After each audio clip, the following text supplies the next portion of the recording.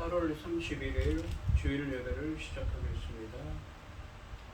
복이 있는 사람은 악인들의 꾀를 따르지 아니하며 죄인들의 길에 서지 아니하며 오만한 자들의 자리에 앉지 아니하고 오직 여호와의 율법을 즐거워하여 그의 율법을 주야로 묵상하는도다. 그는 시냇가에 심은 나무가 철을 따라 열매를 맺으며 그 잎사귀가 마르지 아니함 같으니 그가 하는 모든 일이 다 형통하리로다. 악인들은 그렇지 아니하며 오직 바람에 나는 겨와 같도다.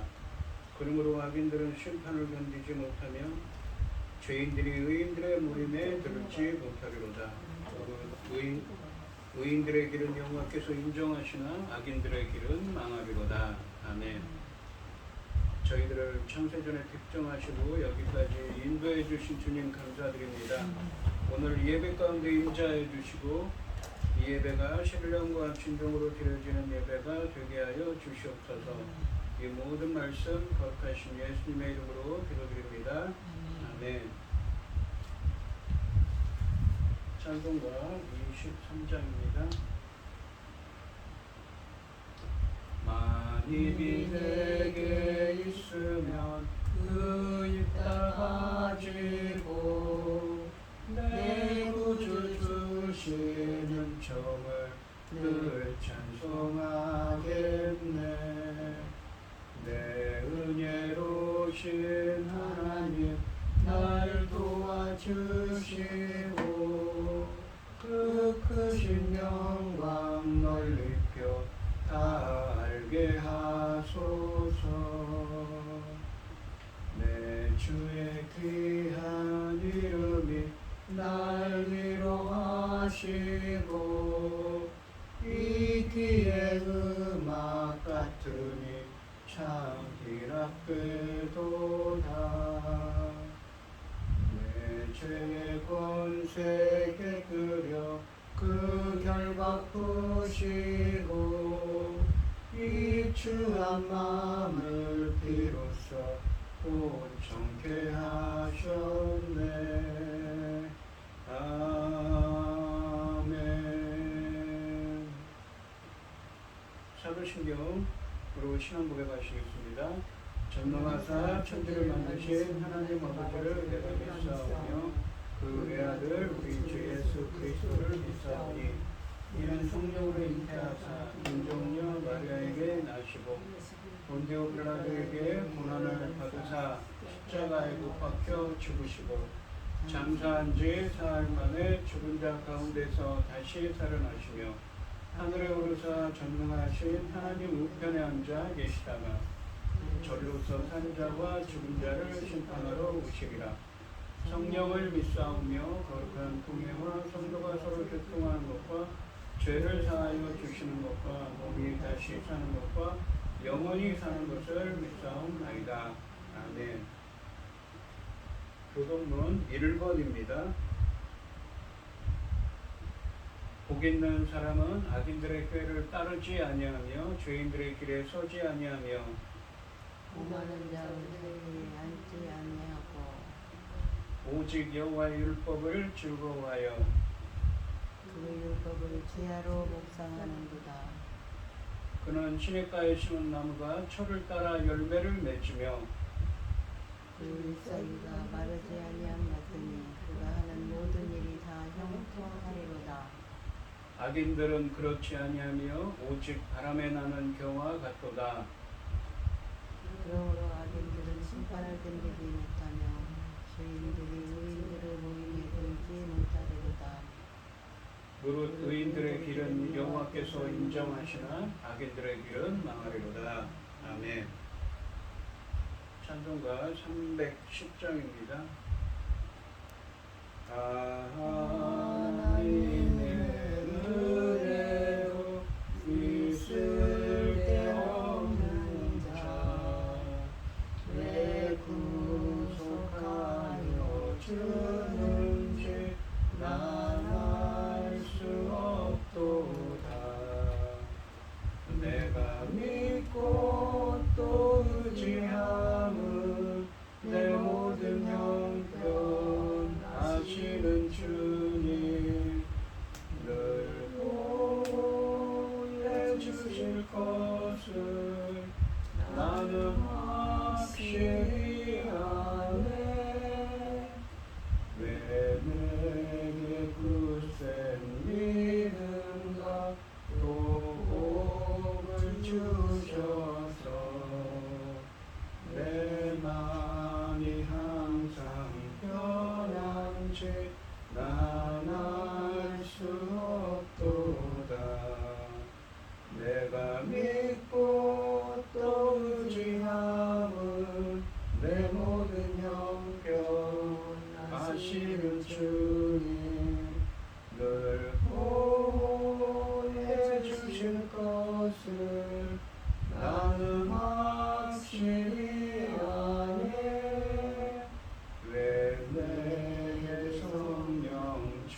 주셔서 내 마음 감동해 주 예수 믿게 하는 줄 난 알 수 없도다 내가 믿고 또 의지함은 내 모든 형편 하시는 주님 늘 보내 주실 것을 나는 확실히 아네 주 언제 강림하실지 복밤에 홍낮에 또 주님 만날 그곳도 난 알 수 없도다 내가 믿고 또 의지하는 내 모든 형편 하시는 주님 늘 보호해 주실 것을 나는 확실히 아네 아멘 오늘 기도하겠습니다. 내 영혼아 여호와를 송축하라 내 속에 있는 것들아 다 그의 거룩한 이름을 송축하라 내 영혼아 여호와를 송축하며 그의 모든 은혜를 잊지 말지어다 그가 내 모든 죄악을 사하시며 내 모든 병을 고치시며 내 생명을 파멸에서 속량하시고 인자와 긍휼로 관을 씌우시며 좋은 것으로 소원을 만족하게 하사 청춘을 독수리같이 새롭게 하시는도다. 아멘. 천지 만물을 지으신 전능하신 하나님 아버지 저희들같이 어리석고 보잘것없는 자들을 아버지 하나님 자녀로 삼으시고 아버지의 그 크신 사랑 가운데 살아가게 하시는 참으로 감사드립니다. 전능하신 하나님 아버지 저희 나라 대한민국을 기억하여 주시옵소서. 아버지 하나님 전쟁으로부터 모든 재난으로부터 지켜주시고 하나님만 섬기는 이 민족 될 수 있도록 보호하시고 인도하시고 기다려주시고 친히 함께하여 주시옵소서. 전능하신 하나님 아버지 저희들은 어리석지 않습니까? 그럼에도 불구하고 아버지께서는 그 사랑의 끈을 끝까지 붙잡고 계시어서 이 민족이 진정 하나님 기뻐하시는 이 민족이 될 수 있기를 간절히 소원합니다. 전능하신 하나님 아버지 사랑하는 종 아버지 열매 거둘 시대에 아버지 열매 거둘 말씀을 들고 강단에 세우셨으니 이 말씀으로 말미암아 아버지께서 기뻐 받으실 열매들이 넉넉히 나올 수 있기를 간절히 소원하옵고 이 모든 말씀 억만 죄악 가운데서 우리를 구원하여 주신 예수 그리스도 이름으로 기도드리옵나이다. 아멘. 오늘 본문 말씀은 마태복음 13장 1절에서 9절까지 말씀입니다. 마태복음 13장 1절에서 9절입니다. 교독을 하겠습니다. 제가 먼저 읽겠습니다. 그날에 예수께서 집에서 나가사 바닷가에 앉으시매 그 무리가 그에게로 모여들거늘 예수께서 배에 올라앉으시고 온 무리는 해변에 서 있더니 예수께서 비유로 여러 가지를 그들에게 말씀하여 이르시되 씨를 뿌리는 자가 뿌리러 나가서 뿌릴새 더러는 길가에 떨어지며 새들이 와서 먹어버렸고 더러는 흙이 얕은 돌밭에 떨어지며 흙이 깊지 아니하므로 곧 싹이 나오나 해가 돋은 후에 타서 뿌리가 없으므로 말랐고 더러는 가시떨기 위에 떨어지며 가시가 자라서 기운을 막았고 더러는 좋은 땅에 떨어지며 어떤 것은 100배 어떤 것은 60배 어떤 것은 30배 결실을 하였느니라. 귀 있는 자는 들으라 하시니라. 아멘. 찬송가 204장입니다. 주의 말씀 듣고서 주님의 하는 자는 반석 위에 터닫고 집을 지은 같아 비가 오고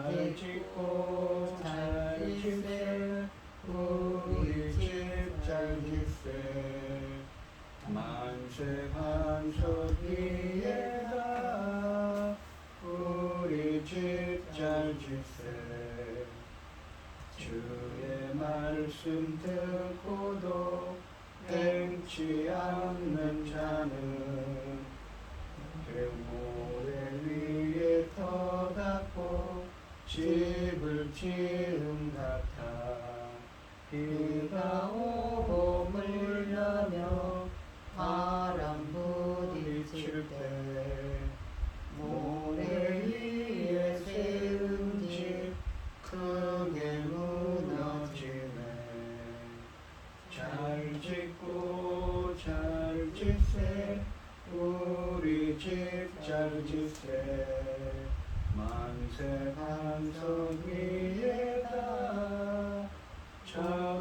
우리 집 잘 짓세 세상 모든 사람들 집을 짓는 자니 반석이가 아니면 모래 위에 짓는 우리 구주 오셔서 지은 산을 줄 때 세운 공로 따라서 영영 상벌 주리 잘 짓고 잘 짓세 우리 집 잘 짓세 만세 반석 위에다 우리 집 잘 짓세 아멘. 오늘 본문 말씀의 제목은 이 좋은 땅입니다. 이 마태복음을 계속하고 있습니다. 예수님께서 이 회개하라 천국에 가까웠느니라 세례 요한이 처음 이 말을 하고는 오실 메시아이신 예수님에 대한 이야기를 했습니다. 예수님의 사역은 하나님의 나라, 그러니까 하나님의 통치에 대한 이야기를 하고 있었죠. 마태복음 5장부터 7장까지에서는 하나님의 말씀으로, 또 8장과 9장에서는 여러 가지 기적으로 하나님의 통치가 임했음을 예수님께서는 말씀과 기적으로 나타냈습니다. 이 10장, 마태복음 10장에서는 제자들의 사역에 대한 이야기를 하고 11장부터 12장까지에서는, 지난 시간까지에서는 이러한 예수님과 제자들의 사역에 대해서 당시 유대인들, 그러니까 정확히 말하면 갈릴리 지역 주변에 예수님이 사역을 하셨는데 그 갈릴리 주변에 예수님이 사는 유대인들이 어떤 반응을 했는가에 대한 이야기를 11장과 12장에서 했습니다. 대표적으로 이 종교 지도자들, 바리새인과 서기관들 같은 사람들은 인정하지 않죠. 이 표적을 행하라고 말합니다. 예수님을 이 업신여기고 있는 거죠. 인정하지 않고 있습니다. 대부분의 사람들은 예수님의 이 사역에서 예수님이 메시아이신 예수님에 대해서 부정을 했습니다. 하지만 소수의 사람들인 예수님의 제자들이나 그 소수의 사람들만이 예수님을 인정했지요. 그래서 지난 시간에는 12장 46절에서 50절까지 말씀에서 예수님의 진정한 가족, 어머니, 형제는 누구입니까? 바로 이 예수님의 제자를 가리켜서 그런 말씀을 하시는 거예요. 예수님을 따르는 자들, 예수님의 말씀에 순종하고 예수님의 말씀을 따르는 자들이 바로 예수님의 진정한 가족이라고 말씀하셨습니다.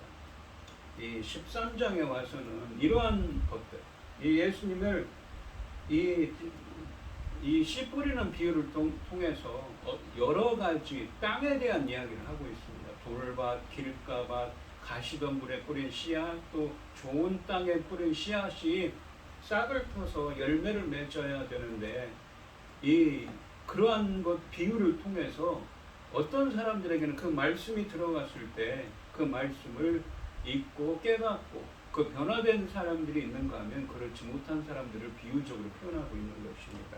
그러니까 지금까지 했던 말씀들을 종합해서 다시 한번 이 비유로 이야기하고 계신 것이지요.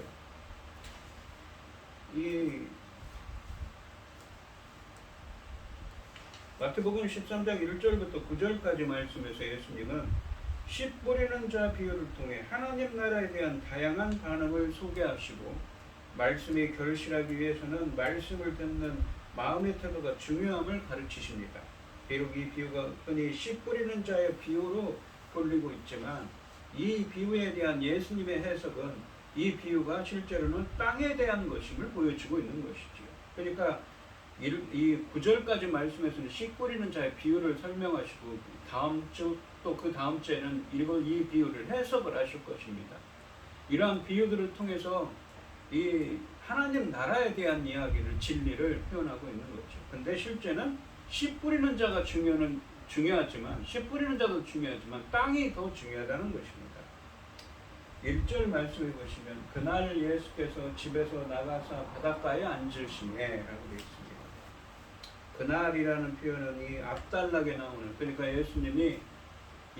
예수님의 어머니와 낳은 어머니 마리아와 형제들이 찾아왔습니다. 그런데 서 있는데 예수님께서는 진정한 가족은 제자들을 가리켜서 진정한 가족이라고 하셨죠. 그 날이라는 그날입니다. 앞달락에 예수님의 어머니와 형제들이 찾아온 내용을 다루는 마태복음 12장 46절부터 50절까지 말씀과 연결됩니다. 앞달락에서 제자들의 놀라운 특권을 선언하셨습니다. 본문과 뒤이은 단락들은 그 제자들의 특권을 구체적으로 기술하고 있습니다. 그러니까 그들이 갖고 있는 특권에 대한 이야기가 이 비유를 통해서 또 말씀하고 계시는 것이죠. 곧 비유는 모든 무리들에게 주어지지만 그 비밀을 아는 것은 제자들에게만 한정적으로 허락된 것이라고 이 뒤에 본문들에서 이야기하고 있습니다. 또한 16절, 17절 말씀은 제자들이 이러한 특권이 일어나 얼마나 대단한 것인지를 명확히 하고 계십니다. 또한 12장 46절로 50절 말씀에서 예수님의 가족이 밖에 서 있었던 것으로 보아 예수님께서 우리에게 말씀하시던 장소는 집 안이었을 것이기 때문에 예수님께서 집에서 나왔다는 표현으로 자연스럽게 이어집니다. 집에서 나온 예수님은 3절 말씀에서는 집으로 들어가시고 새로운 장면이 시작됩니다. 앉는 것은 주님께서 앉으셨다라는 것은 당시 랍비나 교사가 가르치기 위해 취하는 자세이므로 앉아있는 예수님은 그의 가르치는 권위와 관련이 있습니다. 2절 말씀해 보시면 큰 무리가 그에게로 모여들거늘 예수께서 배에 올라가 앉으시고 온 무리는 해변에 서 있던. 그러니까 밖에 나갔는데 큰 무리가 예수님께 모여들었습니다. 그래서 예수님은 무엇입니까? 배에 올라타셨죠. 그리고 무리들은 해변에 있습니다. 그러니까 배가 하나의 강단이 된 것입니다. 1절 말씀에서 예수님께서 집에서 나가 바닷가에 앉으시자. 2절 말씀에서는 많은 무리들이 그분께 모여들었습니다. 지금까지는 외부인의 접근이 어려운 집 안에서 제자들을 주 대상으로 가르치셨는데 이제는 확 트인 바닷가에서 많은 무리들을 대상으로 말씀하고 계십니다. 여기서 모여들거늘 이라고 번역된 헬라어는 수동 형태입니다. 그래서 예수님께서 많은 무리들을 모으는 힘과 권위를 가지셨음을 부각시키고 있습니다. 많은 무리들이 모여들자 예수님께서 배에 타시고 앉으셨습니다. 예수님은 배에 타서 앉으시고 무리는 해변에 서 있었다는 상황 설명은 예수님과 무리들 사이의 거리뿐 아니라 예수님의 가르치시는 거리도 부각시키고 있습니다. 해변과 일정 거리를 둠으로써 편리하게 말씀을 전달할 수 있습니다. 말하자면 배는 물에 떠있는 강단과 같다는 것이죠. 3절 말씀을 보시면 예수께서 비유로 여러 가지를 그들에게 말씀하여 이르시되 씨를 뿌리는 자가 뿌리러 나가서 라고 되어 있습니다. 여기서 씨를 뿌린다고 할 때 이 뿌리는 자는 누구입니까? 씨를 뿌리는 자는 주님, 예수님 또는 예수님의 제자들이죠. 그리고 씨는 말씀을 뜻한다고 이제 앞으로 설교에서 뒤에서 설명해 줄 것입니다. 상반절에 보시면 예수께서 비유로 여러 가지를 그들에게 말씀하여 이르시되라고 되어 있습니다. 배에 앉으신 예수님께서 우리에게 많은 것들을 비유들로 이야기하며 말씀하셨습니다. 예수님은 당신의 가르침에서 비유를 매우 많이 사용하시는데 특히 그분의 비유는 하나님 나라의 비밀을 담는 수단으로 사용됩니다. 따라서 비유는 단지 그 안에 담긴 단어나 문장이나 이야기의 의미를 이해하려는 지적 노력만으로 깨달을 수 있는 것이 아닙니다. 예수님께서 그 비밀을 허락해 주셔야만 깨달을 수 있는 독특한 가르침입니다. 그런데 그 비밀은 마태복음 11장 25절로 27절 말씀에서는 어린아이들과 같이 겸손한 태도를 가진 사람들에게는 주님께서 나타내 주시는 것, 주님께서 주시는 하나님의 비밀인 것입니다. 따라서 예수님의 비유를 깨닫기 위해서는 지적으로 노력할 뿐만 아니라 그분께 대한 겸손한 마음을 갖는 것이 이 공이 필요하며 이들 두 요소에 따라 깨달음의 유무의 종류는 달라지는 것입니다.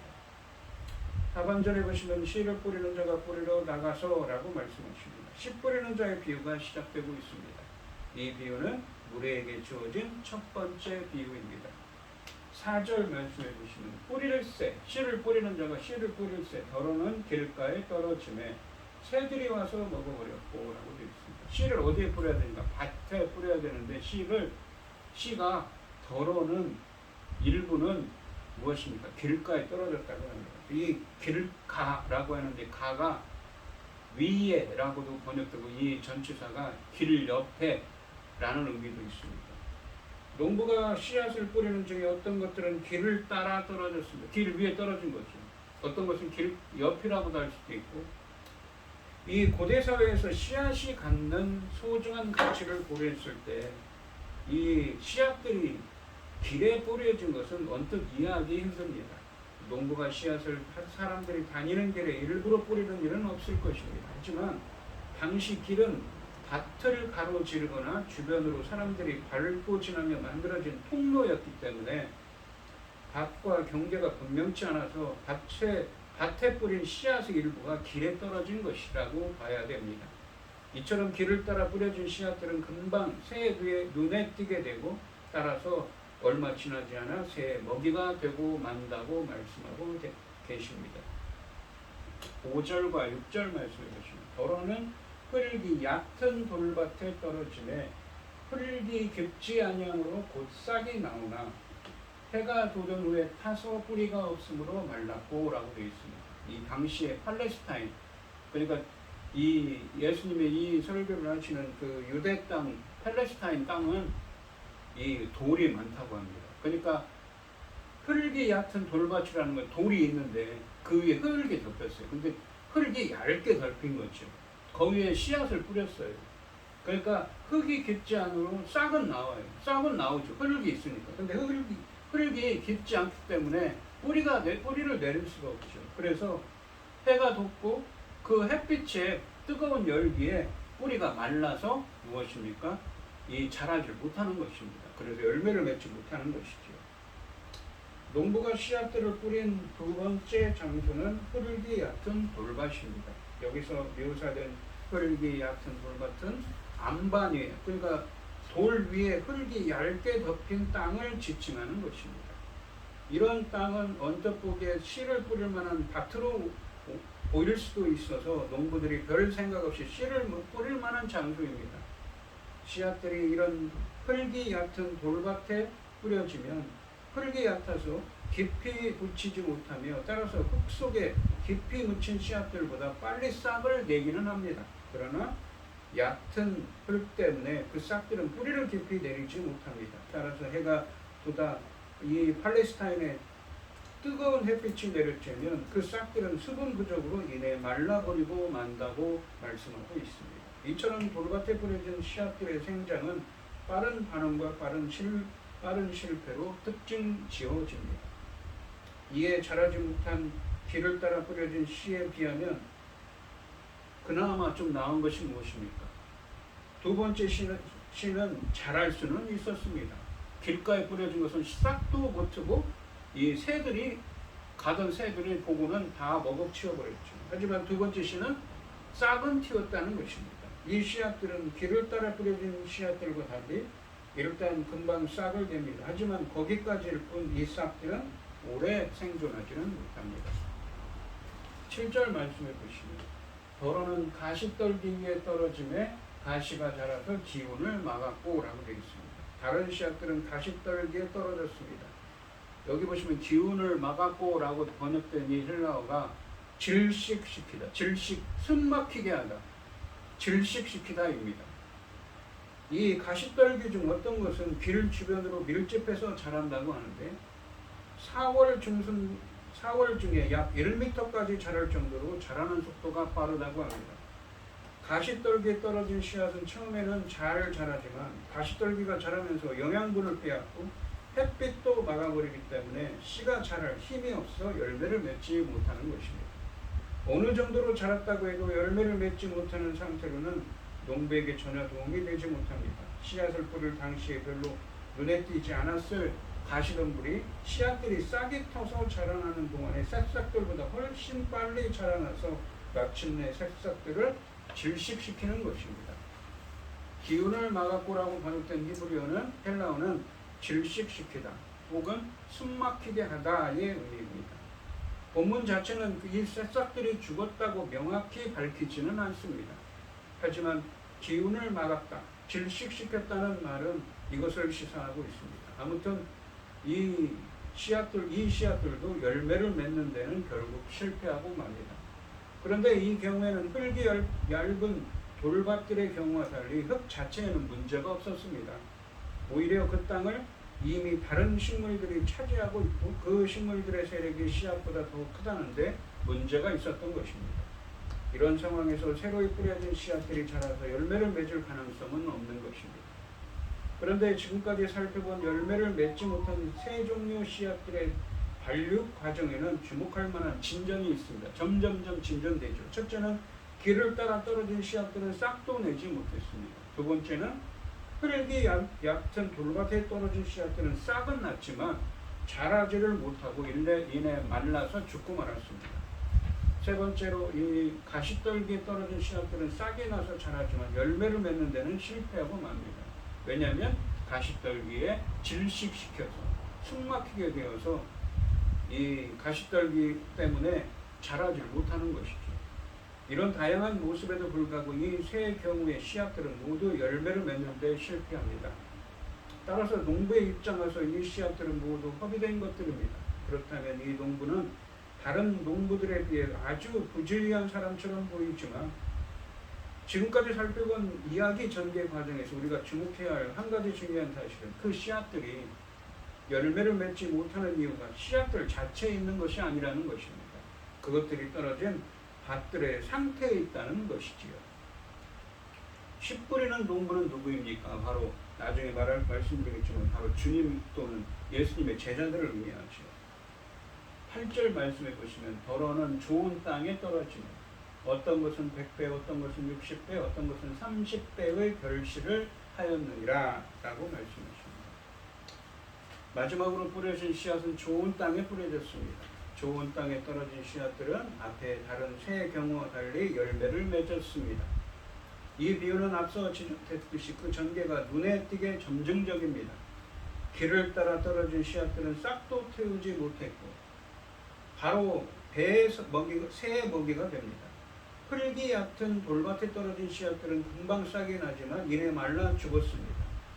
또한 가시떨기에 떨어진 씨앗들은 싹이 나서 얼마간 자라지만 결국 가시덤불에 막혀 질식하고 맙니다. 좋은 밭에 떨어진 씨앗들은 싹이 나서 마침내 풍성한 열매를 맺게 되었습니다. 이러한 점증하는 구조에서 강조점은 이 마지막 좋은 땅에 있는 것이 분명합니다. 또한 결실을 하였느니라로 번역된 이 헬라어는 이 미완료 과거형입니다. 미완료라는 건 지금도 진행되고 있다는 거죠. 계속 진행되고 있다는 거죠. 결실을 계속 맺어가고 있다는 거죠. 그러니까 열매가 익어가는 과정, 열매가 맺혀가는 과정, 곧 열매가 익어가는 과정을 묘사하고 있습니다. 제자도에 적용해 보면 무엇입니까? 열매를 맺는 것이란 한 번에 맺히는 것이 아니라 성숙해 가는 과정이라는 것이죠. 여기서 씨를 뿌리는 것은 예수님의 사역을 이후에는 제자들이 감당해야 될 사역을 의미합니다. 씨가 결실을 맺는 것은 하나님의 백성이 예수님과 그의 말씀을 통해 생명을 얻는 것, 영생을 얻는 것입니다.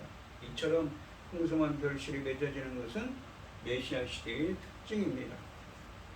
하나님 나라를 환영하는 사람보다 반대하는 사람이 더 많았습니다. 새 밭이 열매를 맺지 못하고 한 밭만, 좋은 밭만 열매를 맺었습니다. 많은 씨가 허비되었습니다. 하지만 복음이 아니라 씨가 문제가 아니라 밭이 문제라는 것이지요. 교만하고 탐욕스러운 사람들이 들어가기에는 하나님 나라에 들어가는 문은 좁고 길은 협착합니다. 그래서 찾는 이가 적다고 말씀하시지요. 그러니 소신껏 전해준 말씀의 반응이 미약하다고 너무 우리는 낙심하지 말아야겠습니다. 원래 그렇다는 것입니다. 네 가지 밭 중에 하나라는 것이죠. 어떤 사람에게는 이렇게 역사하고 어떤 사람에게는 이렇게 역사하는 것입니다. 9절 말씀해 보시면 귀 있는 자는 들으라 하시니라 라고 말씀하십니다. 씨 뿌리는 자 비유는 귀 있는 자는 들으라 라는 권면적 명령으로 마무리됩니다. 요한계시록 2장과 3장 말씀에 기록된 7교회에 주신 권면에 자주 등장하는 말씀입니다. 메시지를 알아들은 사람은 메시지에 따라 적절한 반응을, 행동을 하라는 말씀입니다. 이 명령은 제시된 내용이 받아들여지기 어려울 때 주로 사용되는 어구입니다. 여기서 귀 있는 자라는 어구는 이 비유를 듣고 깨닫는 것이 누구에게나 가능한 것이 아니라는 점을 가리키고 있습니다. 실제로 이 비유의 바로 뒤이은 10절부터 17절 말씀에서 듣는 것의 중요성을 집중적으로 강조합니다. 그러면서 듣고 깨닫는 것이 우리에게는 허락되지 않고 제자들에게만 허락되는 점을 강조하고 있습니다. 그리고 18절부터 23절까지 말씀에서는 제자들이 이 비유를 듣고 깨닫는데 도움을 주기 위해 이 비유의 해설을 그들에게만 예수님은 주십니다. 들으라 라는 명령은 이 비유의 목적이 적어도 제자들은, 그리고 귀를 가진 사람은 누구든지 이 비유에 담긴 하나님 나라의 비밀을 듣고 깨닫게 하는 데 있음을 보여주고 있습니다. 그러니까 이 어떤 사람들은 그 밭은 무엇인가, 우리의 마음의 밭이 무엇인가, 어떤 사람들은 길가밭이고 돌짝밭이고 돌밭이고, 어떤 사람들은 가시떨기가 있는 밭이고, 어떤 사람은 좋은 땅이라는 것입니다. 우리는 좋은 땅이 되어야겠죠. 우리가 지금까지 있는 말씀에 따르면, 마태복음 계속 나오는 말씀에 따르면 어떤 땅이 좋은 땅입니까? 바로 아까 말씀드린 마태복음 11장 25절 27절에서 어린아이들과 같이 겸손한 자들이 되어야겠죠. 겸손하다는 것은 영적인 것에 갈급한, 하나님의 은혜에 갈급한 자들입니다. 그래서 자기 힘으로는 스스로는 어찌할 수 없기 때문에 하나님의 보호하심과 인도하심과 보호를, 은혜를 구하는 자들이죠. 그런 자들에게 주님은 역사하시고 그 말씀이 무엇입니까? 100배, 60배, 30배 열매를 맺게 해 주신다고 말씀하고 있습니다. 우리 성도님들도, 오늘 이 시간 우리 성도님들도 이 100배, 60배, 30배의 열매를 맺는 우리 성도님들이 될 수 있도록 좋은 땅이 되는, 그러니까 말씀을 듣고 이 깨달아서 열매 맺는 좋은 땅이 되는 우리 성도님들이 되시기를 주님의 이름으로 축원드립니다. 기도하겠습니다. 하나님 아버지 감사합니다. 오늘 주신 말씀에서 이 지난 시간까지 마태복음 12장까지 말씀에서 했던 말씀을 다시 한번 오늘 말씀에서는 예수님께서 비유를 통해서 말씀하고 있습니다. 하나님 나라, 하나님의 통치가 임했습니다. 바로 예수님의 오심으로 하나님의 통치가 임했지만 예수님의 말씀을 듣고 예수님의 기적을 보고도 어떤 자들은 인정하고, 어떤 자들은, 대부분의 자들은 수세 사람들만이 인정하고, 대부분의 당시 종교 지도자들을 포함한 대부분의 사람들은 예수님을 메시아로 인정하지 않습니다. 그래서 예수님은 이 비유를 통해서 말씀하고 계신 것이지, 좋은 땅, 바로 어린아이들과 같이 겸손한 자들이 될 때만이 주님의 말씀을 듣고 깨닫는 좋은 땅이 될 수가 있습니다. 저희들도 어린아이들과 같이 좋은 땅이 되어서 주님의 말씀을 듣고 깨달아서 100배, 60배, 30배 열매 맺을 수 있는 저희들이 되게 하여 주시옵소서. 이 모든 말씀 거룩하신 예수님의 이름으로 기도드리옵나이다. 아멘. 찬송가 285장입니다. 주의 말씀 말씀 듣고서 주의 말씀 받은 그날 참 기쁘고 복되도다. 이 기쁜 마음 못 이겨서 온 세상에 전하노라. 기쁜 날 주 나의 죄 다 씻은 날 늘 깨어서 기도하고 늘 기쁘게 살아가리. 기쁜 날 주 나의 죄 다 씻은 날 이 좋은 날 천한 몸 새 사람이 되었으니 이 몸과 마음 다 바쳐서 영광의 주를 섬기리. 기쁜 날 주 나의 죄 다 씻은 날 늘 깨어서 기도하고 늘 기쁘게 살아가리. 기쁜 날 주 나의 죄 다 씻은 날 새 사람 된 그날부터 평안한 마음 늘 있어서 이 복될 말 전하는 일 나의 본분 삼았도다. 기쁜 날